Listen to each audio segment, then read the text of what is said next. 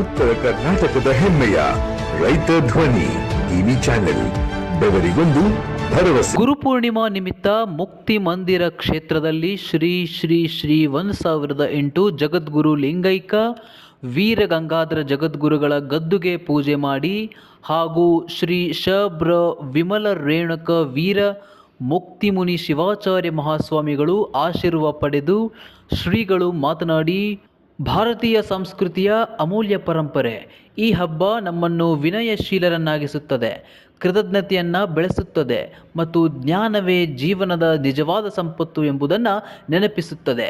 ಜೀವನದಲ್ಲಿ ಎಷ್ಟೇ ಎತ್ತರಕ್ಕೆ ಬೆಳೆದರೂ ನಮಗೆ ಮೊದಲ ಹೆಜ್ಜೆ ಇಡಲು ಕಲಿಸಿದ ಗುರುಗಳನ್ನು ಮರೆಯಬಾರದು.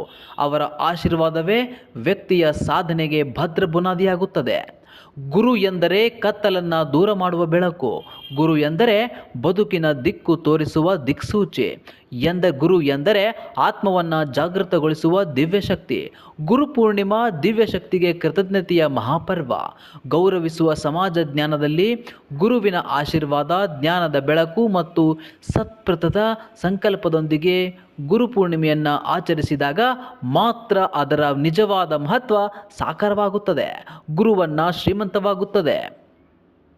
ಜ್ಞಾನ ಸಂಪನ್ನ ಸಮಾಜವೇ ಶಾಂತಿ, ಸಂಸ್ಕೃತಿ ಮತ್ತು ಸದಾಚಾರದ ಭವ್ಯ ರಾಷ್ಟ್ರವನ್ನು ನಿರ್ಮಿಸುತ್ತದೆ ಎಂದು ಆಶೀರ್ವಚನವನ್ನು ನೀಡಿದರು.